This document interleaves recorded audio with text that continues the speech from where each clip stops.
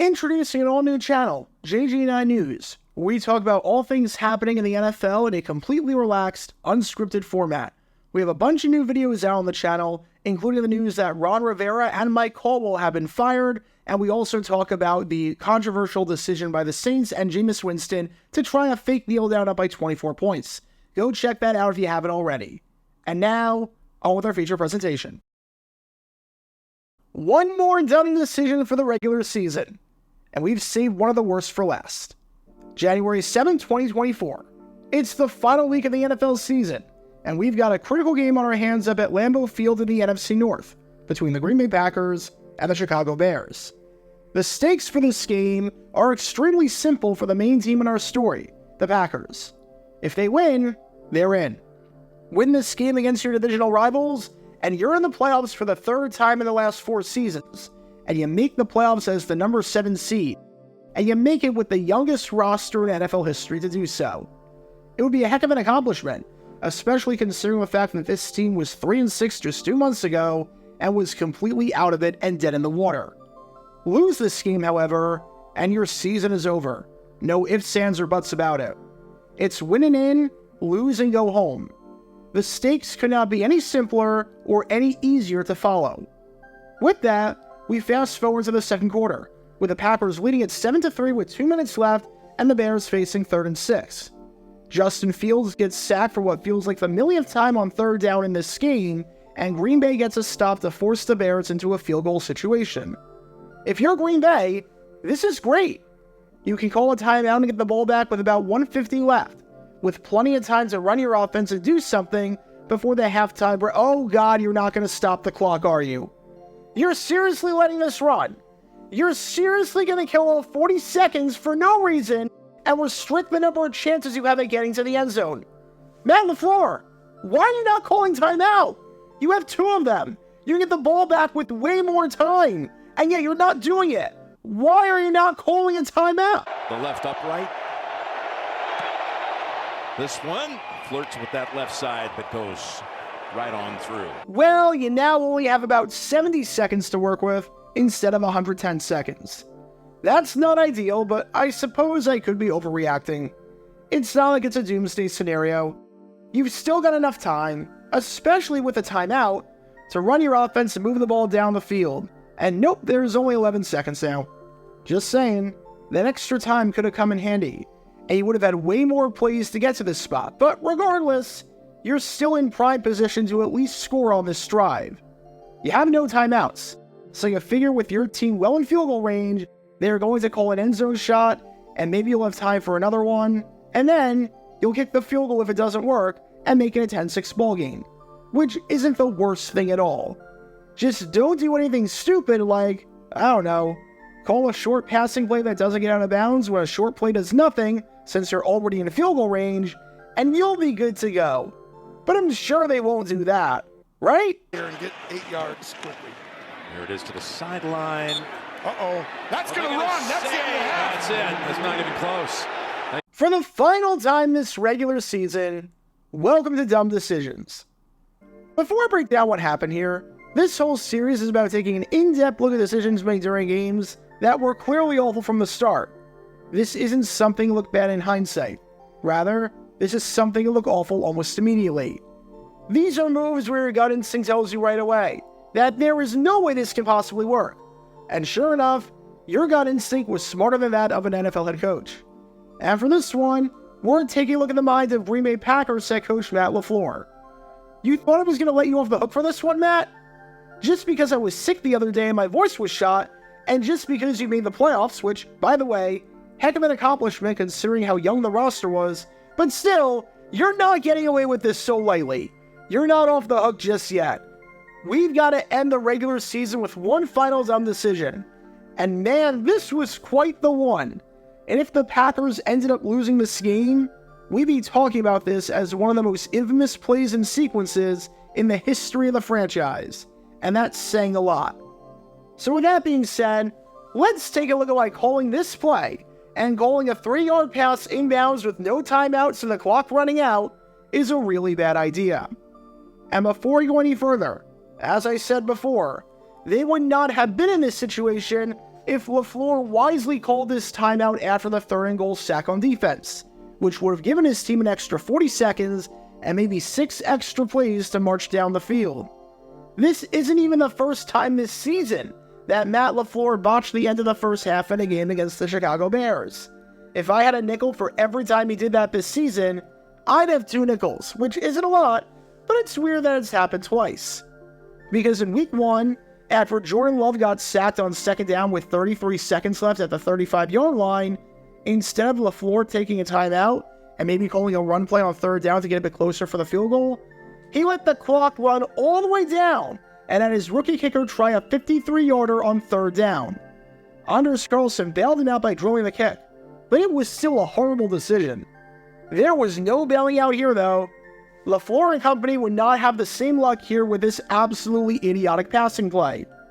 Let's look at the risk and reward of this play, because, oh man, the numbers do not add up at all. The reward of this play is that you get some yardage. Whoop-de-doo. Whoop-de-freaking-doo. You moved up a whole 3 yards.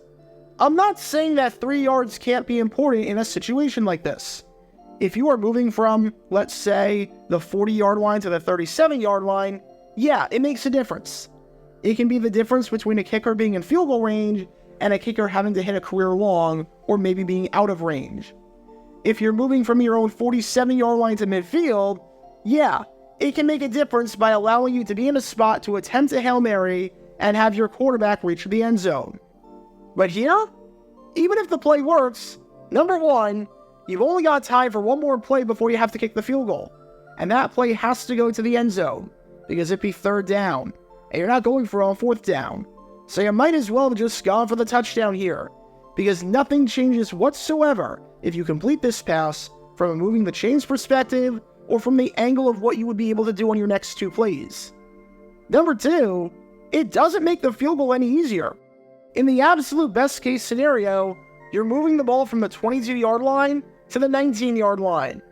You're moving it from a 39-yard field goal to a 36-yard field goal. You're moving it from a field goal inside of 40 yards to a field goal inside of 40 yards. That makes no difference at all. It's like if you're golfing and you're in the fairway with 150 yards to go to the hole. So with no traps or wind or anything crazy like that, you decide to putt the ball to move up to the 140-yard mark and have a slightly easier approach. Nothing changes in terms of how hard the approach shot is to the green. So what's even the point? From that close and from that short a distance? I don't get it. I just don't get the mindset here. Again, if this was a play from the 30-yard line to move up 15 yards, or if this was a 3-yard passing play from the fringe of field goal range, I completely understand the call here and the reward that you could get. But it wasn't. Not at all. And you might be saying, well, wait a second. Maybe this was a mistake by Jordan Love to throw this ball. Maybe the receiver, number 13, Dontavian Wicks, was not supposed to be the intended target, and Love was supposed to throw this ball to the end zone and to one of the receivers running a deep route. And you might have a point there if, quite literally, any receiver was taking a shot to the end zone. You had 5 guys running routes here, 4 wideouts and Aaron Jones. Are any of these guys running routes to the end zone? This is one of the worst play designs I've seen all season. The best case scenario in this case is that you pick up 5 yards, which again, changes nothing. Let's just look at the routes. I have no freaking clue why Aaron Jones is running this route right at the line of scrimmage over the middle of the field. This is a wasted route. At least have him in pass protection or something, so you get the extra blocker, or you get someone for Love to throw to at his feet if there's pressure, to avoid what would be a disastrous intentional grounding penalty. He's a useless player on this play.